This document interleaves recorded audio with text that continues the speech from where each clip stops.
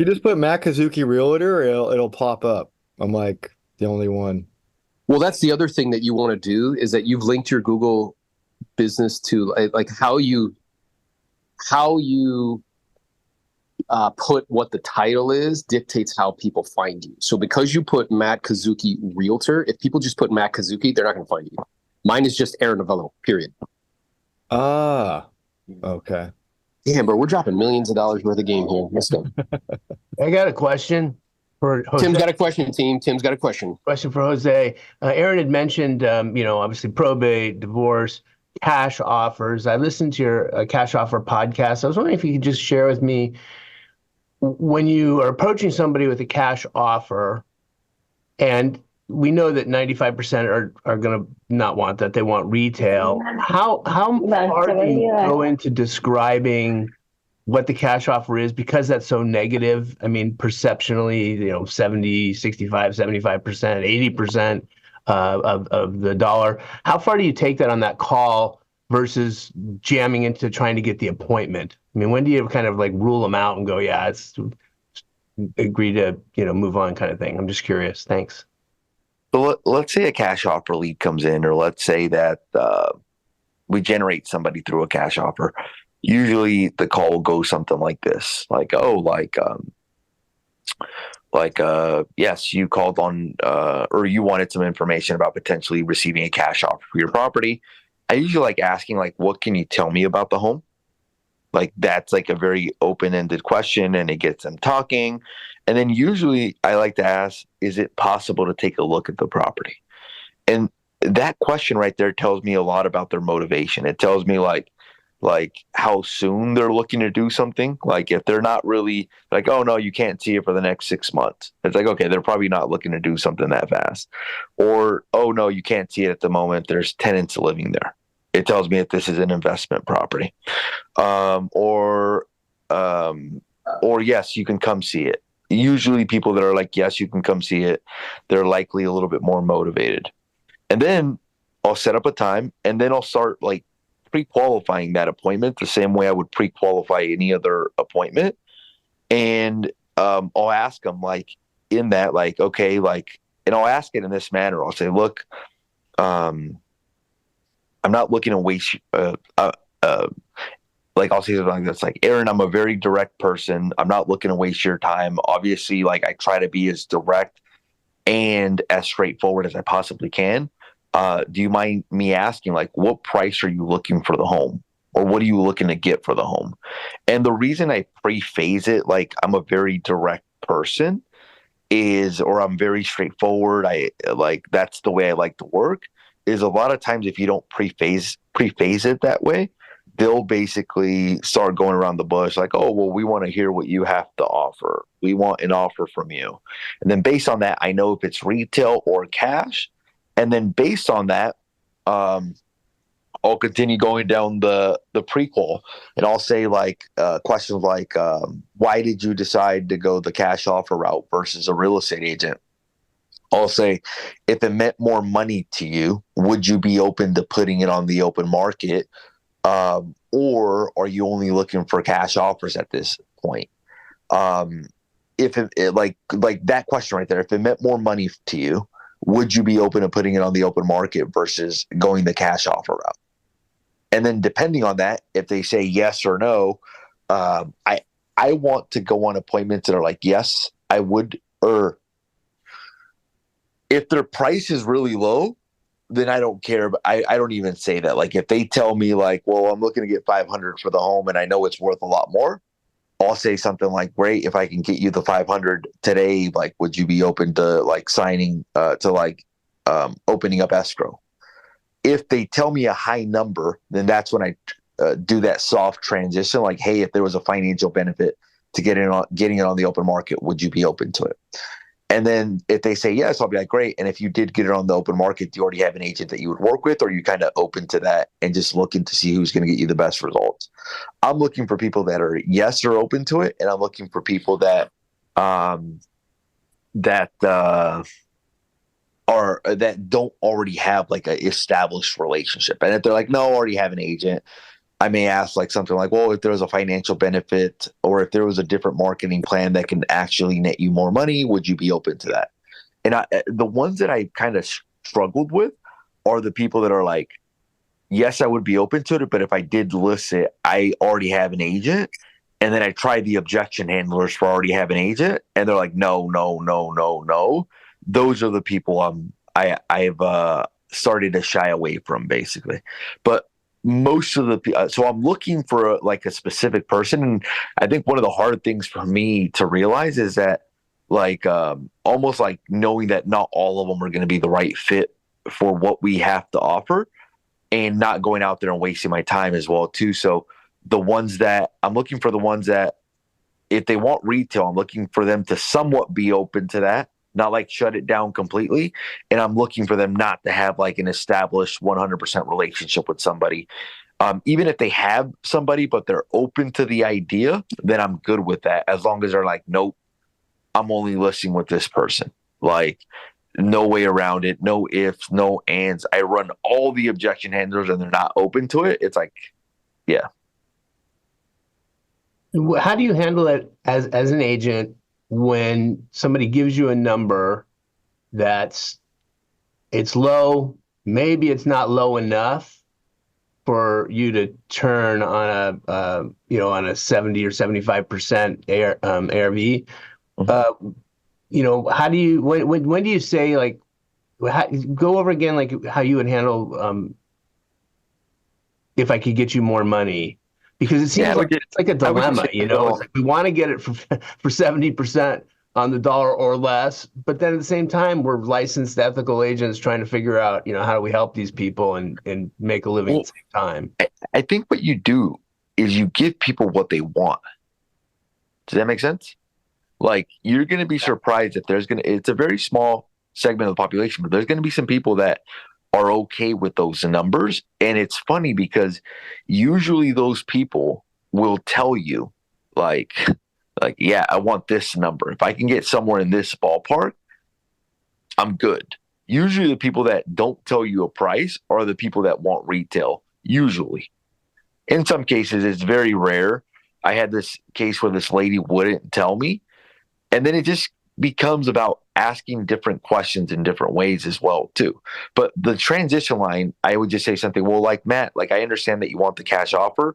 And when we meet, I'm going to make you a cash offer. Let me ask you this, like, if there was a financial benefit to putting it on the open market, meaning like if it meant you putting more money in your pocket, and if it was still possible to be super easy for you, like super simple, is that something that you would be open to?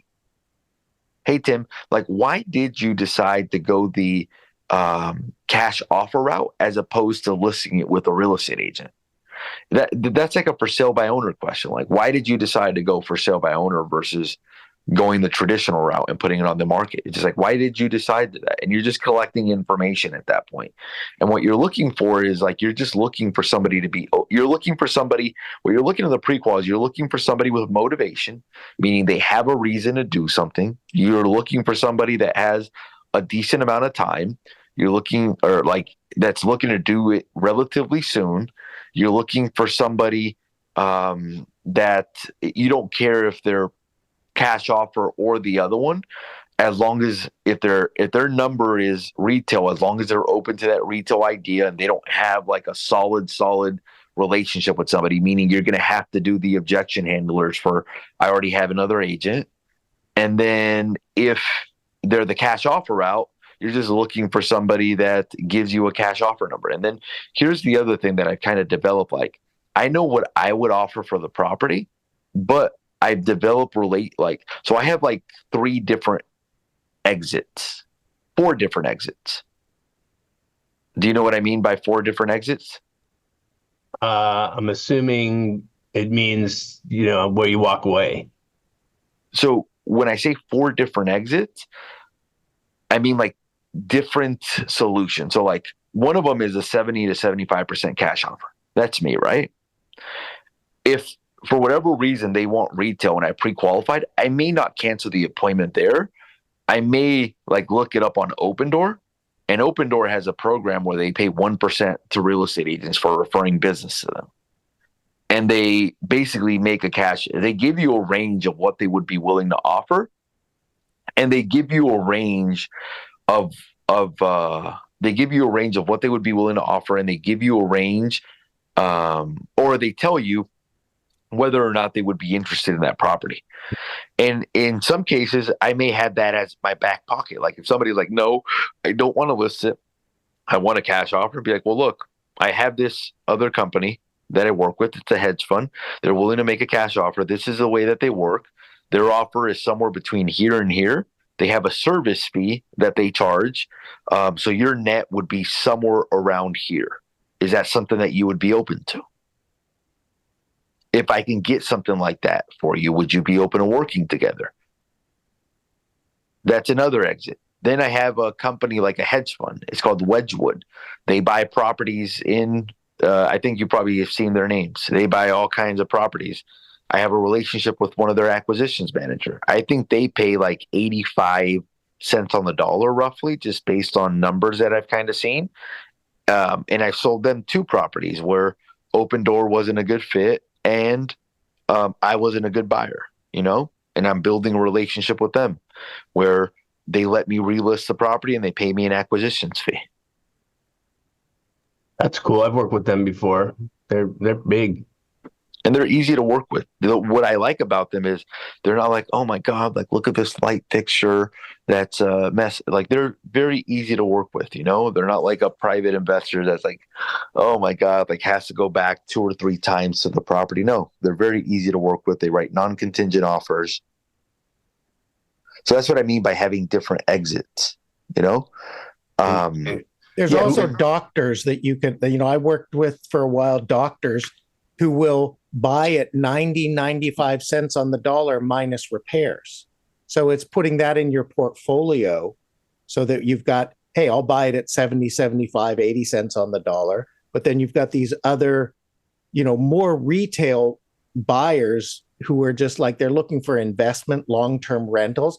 They'll pick it up at 95 cents on the dollar minus repairs. So it's just having that in your book as another, quote, exit strategy.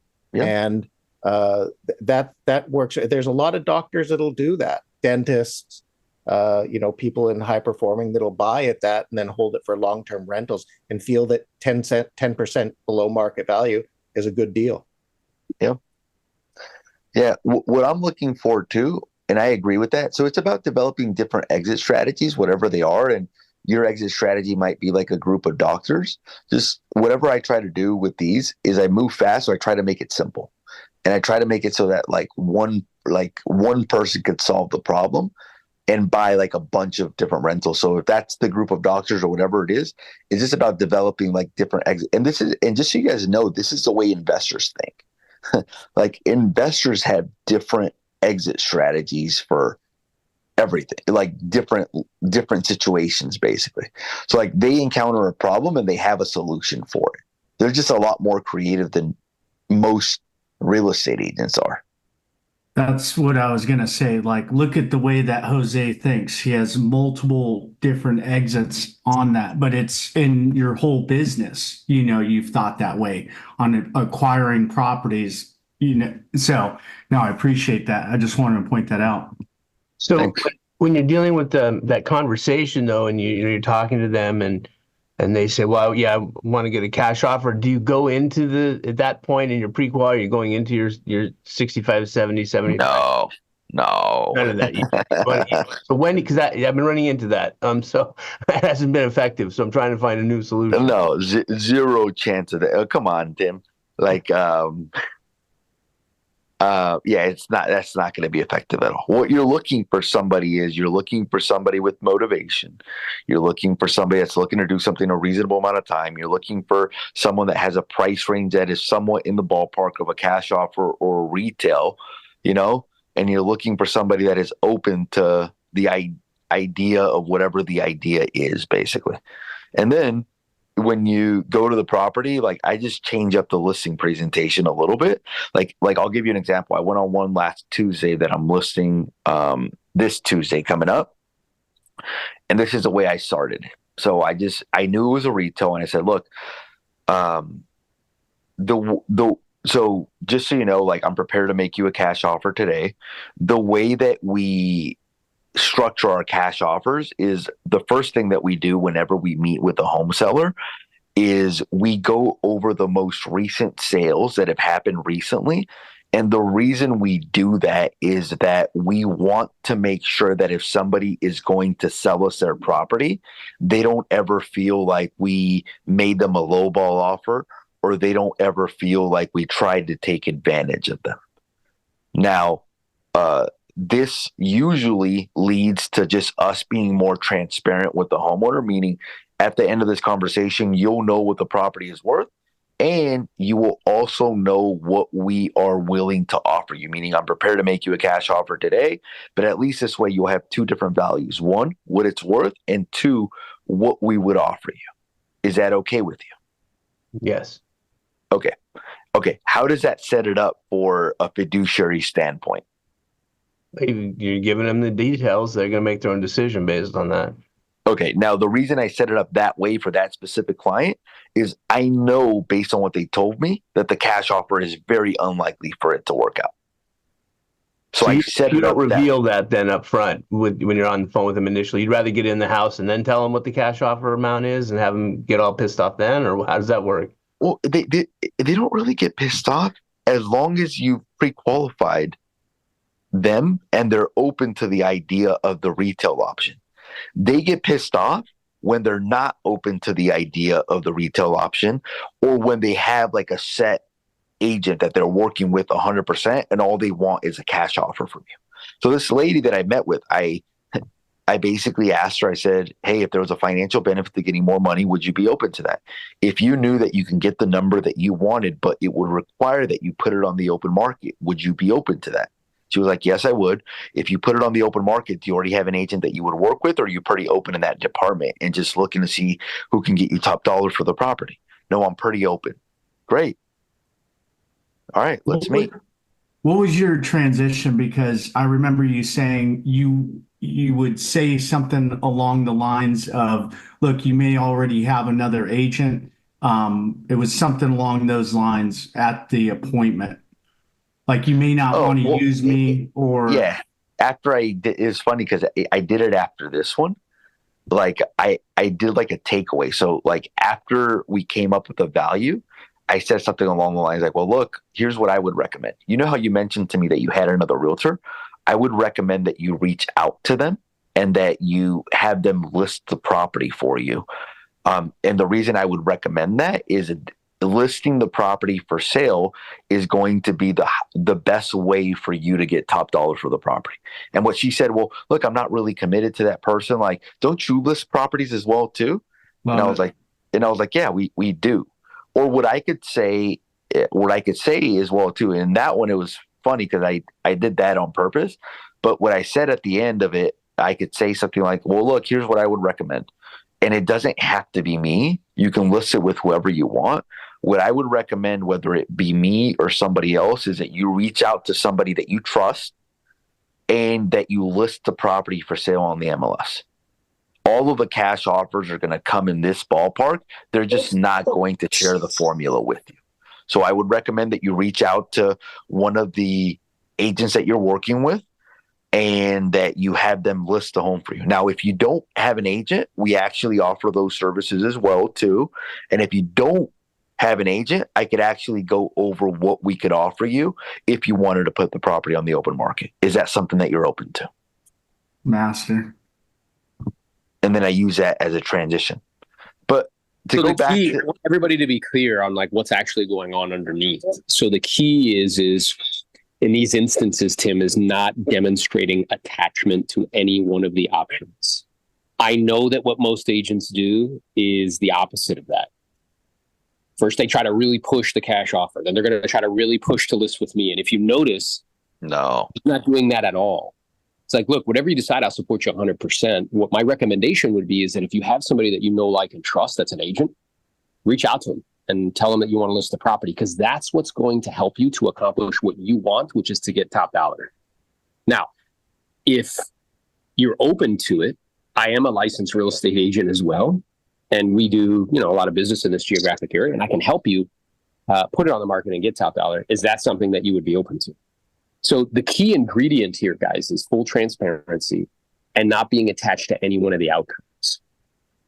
Because otherwise you get commission breath in either way, and they move away from you. They're not going to trust you. Like they're really what we're trying to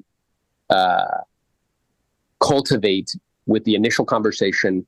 And the goal is not to have them either list the property or sell it to you. The goal is to build trust. 100%. That is the absolute goal. And I want everybody on this call to understand that that's really what's going on underneath. 100%. And I think that's the most important criteria. Like, I have lost listings to agents that are not as good as I am, that don't have the track record that I do, because they have a relationship with the owner and the owners trust them, you know? So the most important thing is trust. So like, if I were to go in there and push the cash offer and then try to push the retail, they'll see that. And then at that point, you're giving them conflicting information. So the main thing is just pre-qualifying, knowing what type of appointment you're going on just based on the data that you've collected. And then if it's a retail, having a way that you transition it that that doesn't destroy that trust. So if you saw that setup, Tim, that setup was meant like, hey, look, this is the way that we work. We want to be transparent with you. We want to make sure that if you sell us the property, that there's never a question as to what the property is worth, and you know what it's worth, but you still decided to go with our offer. Is that okay with you? Like, oh yeah, that's fine. Now it's funny because even when I transition in the prequel, I may say something like along the lines like, hey, when we meet, do you want me to go over what the property is worth as well too? Or do you just want to know what I would offer you? And that's a way of me potentially transitioning it to the retail. And they're like, no, all I care is about if what you would offer, I already know what it's worth, or I have an agent that I would list it with. If I did put it on the open market, it flushes that out, you know? Yeah. And again, just to cement that into your mind, I think some people on this call want a particular concoction of words that leads to conversion. With this particular lead source, it's an approach that leads to trust. That's what we're actually after. And then you can direct them in different directions once they trust you. Because if you do this right, what will end up happening, and I know it happens to Jose regularly, and it would happen for me regularly, is they will say something like, well, what do you think, Jose? You're like, well, I appreciate you asking. I take that responsibility very seriously. It really seems as though, Tim, your main goal and objective is to get retail. You just would like a cash offer, but you really want to get top dollar. So what makes the most sense is to proceed and put it on the open market, because that's what's going to allow you to get top dollar. Now, there might be a little friction in doing that, showings and stuff. At the same time, the marketplace is pretty strong. I think we can accomplish that goal within 30, 45, 60 days tops. So what I would propose or suggest to you is that if you have an agent right now that you know, like, and trust, reach out to them. Say, hey, I want to put the home on the market for sale, because that's what's going to allow you to get you what you want in the time you want. Now, what's also true is I'm a licensed real estate broker in the state of California. We've done 1,000 transactions in our career, so I can help you in that capacity as well, if that's something that you're open to. Is that something that you would consider? But do you see how, like, that's the approach, right? What I'm after is trust. I'm not after a contract signed. That's really what you're trying to cultivate here. And once you cultivate that trust, then you can direct with different options. And when the guy tells you something like, well, geez, Aaron, I want a cash offer. You know, I'd like to get $1 million for my house, and you're looking at the comps, and it says it's worth $650, $750. How do you? Yeah, listen, partner. What I'm aware of is, I would love to get you $1 million for the property. I really would, because we get compensated more if we help you to do that. And at the same time, I'm sure you're aware. I don't need to tell you that the way value is determined in the open market is based on what has sold recently. Is that a concept that you're familiar with, looking at comps? Yeah, sure. Mm-hmm. Yeah, so, in looking here very quickly, and I know what Jose is going to say, because he'll be like, yeah, okay, and then he'll move on and keep asking questions. So it really depends. It's like prospecting IQ. If he's one of these old timers, like, well, if you give me $1 million, I'm going to come out of here in a coffin. Otherwise, I get $1 million. Like, that's somebody who what I'm saying? You might ask a few more questions like, all right, well, I'd love to be able to get you $1 million. I guess I'm curious. If you got $1 million, where would you go? And if you don't mind me asking, your home's lovely. It's in a great geographic area. Was there any reason you were even considering selling? Because I want to find out. He might say $1 million, but he fell down the stairs yesterday and he might be willing to take less. You know what I'm saying? So I have to flush that out. Now, after I flushed it out, if I've determined that he's just being obstinate, then I would go down the direction of, hey, I'd love to be able to get you that. At the same time, in the open market, the way we determine value is by looking at recent closed sales. So I guess I'm wondering if the closed sales showed us somewhere around 650, is that something you would even consider? Hell no, they'd have to take me out in a pine box. Well, great. Can I make a suggestion? Yep. You should wait for that time. I appreciate your time. I wish you the best of luck, and you move the fuck on. You know what I'm saying? But do you see how there's filters? I'm not just going to straight out of the gate be like, you're ridiculous. Like, the comps, what specifically causes you to believe? I'm like, no. Okay, great. I'd love to be able to get you $1 million. I guess I'm curious, if you did sell it, where would you go next? How would your life improve in some way? If you don't mind me asking, it's lovely. I see you've lived there for 40 years. Like, what's prompting you to even consider selling it? And I'm listening very closely for high levels of motivation. But if it's only price, then I move on. And then the other thing I was going to say to him, like, so I think you're overcomplicating this. What I mean by that is like a good analytical. No, but it's okay. But I want to make it simple for you. Whenever you ask that question, like, okay, if somebody wants a really high offer and it's a cash offer, how would you handle that? How would you handle it if somebody wanted to list their home at a really high price? Well, I'd basically say along the lines of Aaron, I'd really love to get you that kind of money. Most of the time it's people are looking at what recent sales are and what they're selling. And oftentimes, like what I found a little bit is where they'll say like, yeah, well, I know, but if somebody's going to pay me that, then I'll sell it. Well, I'll tell you this, like, and this is kind of comes down to understanding the process. So a lot of these things are connected to each other. So if you look at the prequal, don't look at the question, look at what it's asking for. So whenever you say, hey, when you sell it, where are you moving to next? What is it asking for? Motivation. Whenever it says, how soon do you have to sell it? What is it asking for? Motivation. No, timing. How soon do you have to sell it? Yeah. Time. So there's like six or seven different things that you're asking for. And it's about collecting those things. And when you collect those things, you start to form a picture of what's really going on. So if somebody tells you I want $1 million, do you really have an idea of what's going on in their life? Not yet. Okay, not yet. You got to collect more pieces of the puzzle, right? So exactly. let's say that I tell you I want $1 million and you're like, it's funny. Had a guy tells me I want $850 for my home. Everything in the neighborhood selling for $700. Everything. Most people would have been like, oh, you're never going to get that. And then I started asking him about the condition of the home. And he goes, oh yeah, I've got a guest house on the property and it's fully remodeled. I'm like, okay, houses without guest houses are selling for $700. Houses that are not remodeled are selling for $700. I'm like, maybe he can get the $850 that he's looking for because of the guest house. How much? And then I started asking, like, how much income does a guest house bring? He's like, oh, it brings in $2,000 a month, So you see how, like, if you only have one piece of the puzzle, hey, what's up, Diego? Look, he just woke up. Hi. All right. So if you only have one piece of the puzzle, you don't have the entire information, basically, right? Yeah, so the way I like to describe it is like, I got this from somebody who was in the military, which is where you clear, like, imagine like you're in a house that's a shotgun house. And like, so it's just one long kind of, corridor with rooms on the side. And you want to clear the house room by room. So the way that they kind of do when they bust in, they got guns and stuff, they clear room by room. So the first room is if you don't mind me asking, was there any particular reason you were even considering selling it? I want to find out the reason. And I do not leave the room until I know. I keep asking questions. Once I understand what the reason is, now we're going to the next room. The next room is time. So ideally, in terms of what you want, because that's what's most important, how soon would you like to make this move happen? If I was able to help you sell it in 30, 45 days, would that create a problem for you, or would that be okay? Right? And I don't leave that room until I know. The next room is decision makers. I've only spoken to you, Tim. You seem to be excited about this move. I can see here there's somebody else on title. I'm imagining that's your significant other. How does Susie feel about the move? Super. And I don't leave that room until I know, and I keep asking questions. You see what I'm saying?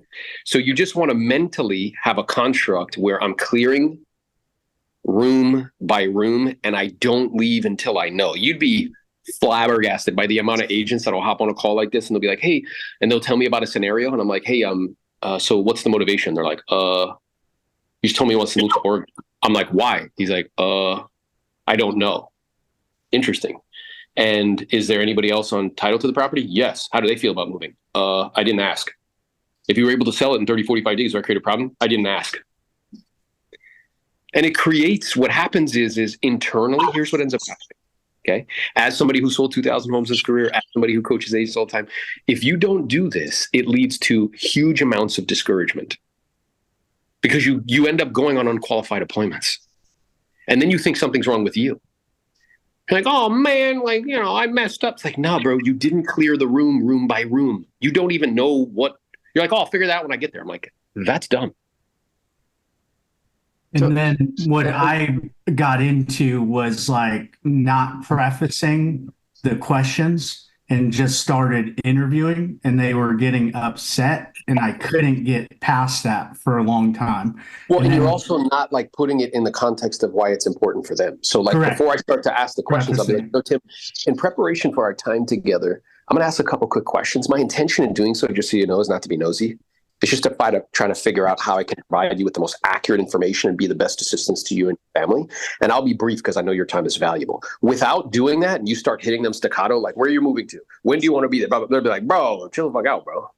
But if I put it in the context of, "Yo, this is for you. I'm trying to like serve you better," they're much more receptive, right? And I would remind them too, as I get more, like let's say you get to the part about equity. It's like, I'm going to be preparing for you a net sheet so that way you can see dollars and cents what the proceeds will be when it all shakes out. In order to do that properly and professionally and give you the most accurate assessment of your equity, is there anything still owed on the property? Is it free and clear? Like, is there any liens or encumbrances? Versus if you just go, "How much do you own the property, Tim?" What is your natural response going to be? Why is that important to you? Why the fuck is that important? So we get mad at them for saying, "Why is that important?" when you asked it in a way that was abrasive. Or what price won't you go below? Which is completely stupid and dumb. Imagine, bro, imagine you're selling a car, Tim. Somebody shows up at your house, shakes your hand and says, first thing they say to you is, "Hey, what price won't you go below?" What do you immediately think of that individual? Wasting my time. They're wasting my time. They're just trying to steal it. So instead, there's a more graceful way of asking that, which is like, "Hey, you strike me, Tim, to be somebody who's pretty savvy." Flattery works all the time, by the way. I'm sure you've gone online, you looked at some of these sites to give estimates of value. So did you have an idea at all of realistically what you were thinking in terms of price? That is much more, the way that is couched, the way that is structured as a sentence, it's much more, the probability that they are going to respond to that in a way that's truthful is much, much higher. And it's not going to build animosity. It's not going to build, now if somebody pushes back at me like, "Well, why do you need to know that? I want to hear what you have to say." It's like, "Yeah, I appreciate that. I just need you to know and understand my intention is really not to negotiate with you at all. Instead, it's really just to gauge your expectation. My goal and objective is to help you to get as much as possible." Sometimes, and I'm not suggesting this is true for you, but just in general, homeowners' expectations aren't in alignment with market conditions and what's actually been happening in their community. So I'm just trying to gauge. I'm looking here at this site, one of these online sites. It says like 750. Is that in alignment with what you were thinking? And that'll get them to fucking, "Well, no, I mean, I was thinking like 850. Or they'll be like, "Yeah, that's about right." So I think a lot of people don't have the flexibility of continuing to ask questions in a way that cause people to actually respond. So if you ask them like, "Hey, did you have an idea at all of realistically you think in terms of price?" and they push back, you don't know where to go with that. You're just like, "Okay," and you move on. And then what I would propose, Tim, for the cash offer, it's the same thing as just a regular prequal. You're just changing a couple of the words.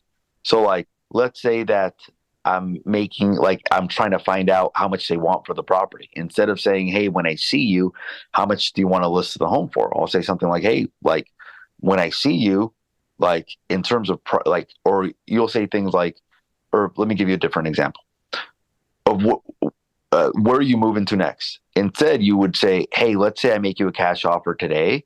If I was able to make you a cash offer, where are you moving to next?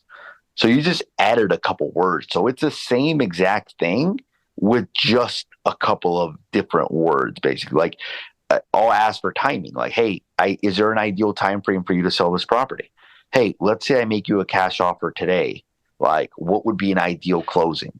Oh, like, I don't really have an ideal closing. Well, let's say I wanted to close in 7 days. Would that work for you?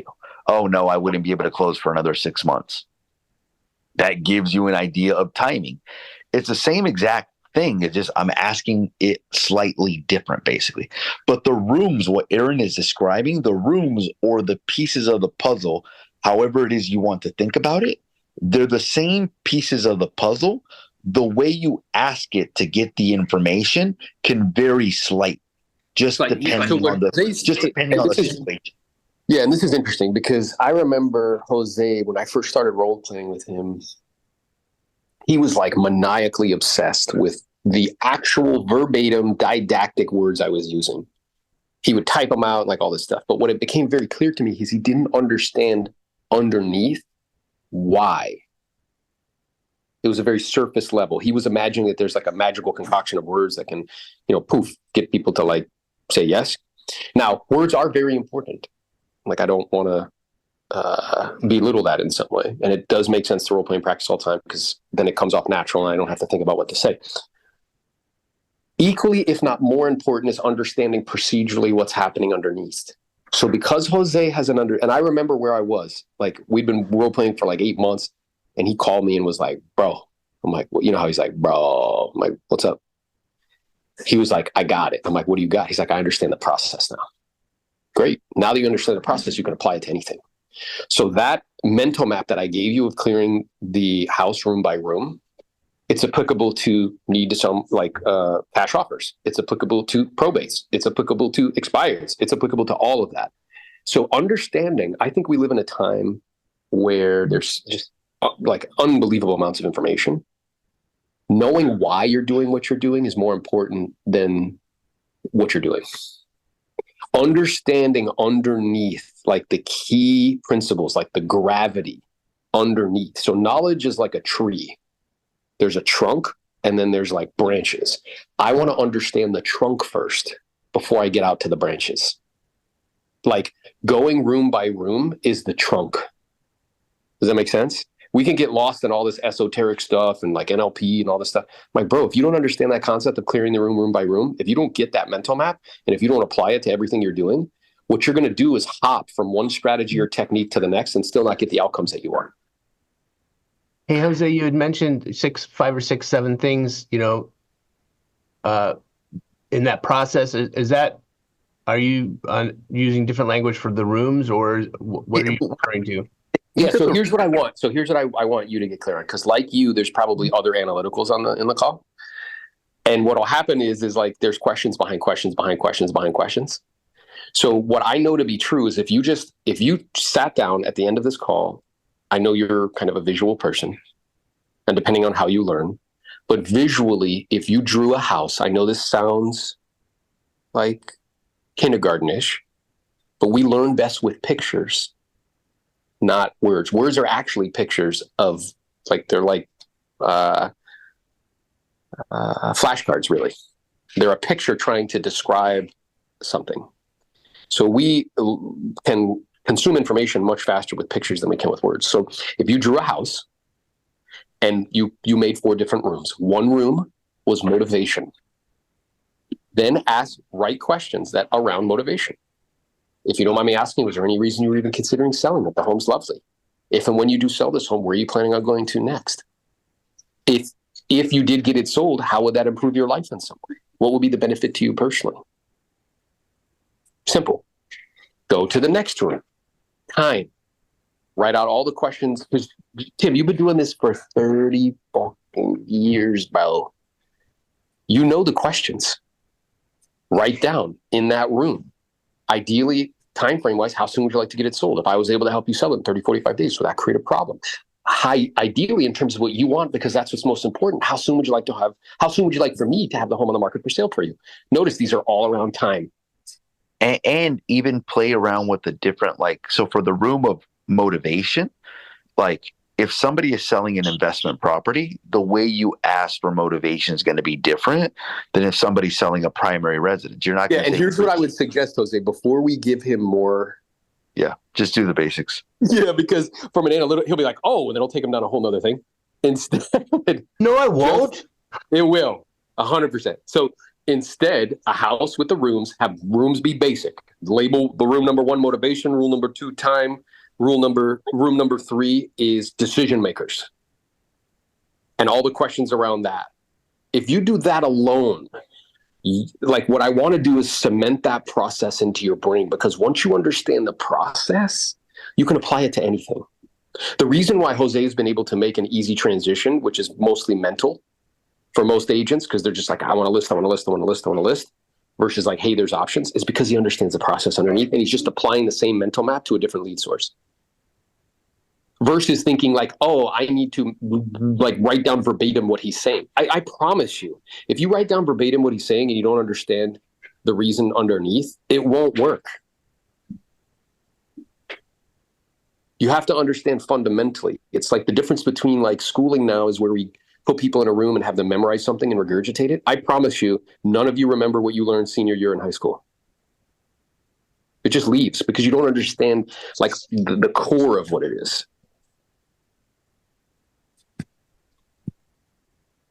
Yeah, I got a quick question. I want to hop in before we end. So I've got a probate, and she'll sell it to me for $700, but she said that it appraised at $850. I know that it now 90% of $850 is $765.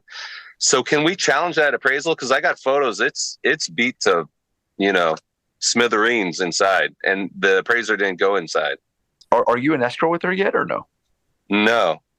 Open up escrow first. Just make the offer. And then you'll figure out options. Like first thing that I thought, I'm curious to see what Jose says. It's like, you could just wholesale it, bro, and make like 20, you know what I mean? Like somebody else might buy it, fucking do something with it, but just get under contract first. And then you could figure out what to do with it. Well, I to be honest, I would like, it's funny because I bought a property recently that was a probate, and I bought it under our LLC. I didn't worry about that stuff because I'm just an investor. Like I'm just like, hey, look, I'm not making a commission off of it. I'm not doing anything. Like if she gets in trouble with her attorney, that's her decision, Like so I basically just made her an offer at 600. She took it. Next thing I know, we close escrow in 10 days, Right. Okay. And then let's say there's not enough room for a fix and flip. How do we wholesale that contract? Yeah, I usually reach out to a company called New Western, and I basically tell them, hey, look, this is what I have. This is what I have it under contract. What can you get for it? Here are the pictures for it. And then they'll basically make you an offer, and then they'll wholesale it at a profit. So I'll give you an example. What I was going to say, Jose, is like what I want everybody to understand procedurally what's happening is you, Eric, are the acquisitions team who Jose just told you is disposition. So your job is to find the opportunity, and then you have someone there who you can do exactly what Jose says. Yo, I got under contract for this. What can you guys do? And let's say they come to you and they're like, best we could do is 720. Awesome. If you want to do that, you wholesale it, you make 20 grand. If they're like, the best we could do is like 680. You're like, okay, I don't want to do that. But now you go on to the next exit strategy. Do you see what I'm saying? Could you sell it to a retail buyer at under market? Do you have any buyers that would be interested in that want to fix your upper? And then if you don't have that, and if you're within like inspection period, you can always, back out of the deal sort of thing. What I say here is your contract has to have an assignment clause that you have in it. That's step one to wholesaling a deal. And then step two, you have an option of selling it you directly to an end buyer. I like the easy route. And if I'm going to wholesale it, I want to work with somebody that has experience in wholesaling. So I just partner with the dispositions team, which is New Western, basically. Yo, I'm noticing our time. I'm about to bounce it. Let's go, bro. I look forward to seeing everybody. Peace out. Same here. Let's talk about this on the Friday call, Eric, if you've got time. and then I'll share with you the contract. And I know people reach out to me for things at times. To be quite honest, some of the things are exclusive for our EXP partners.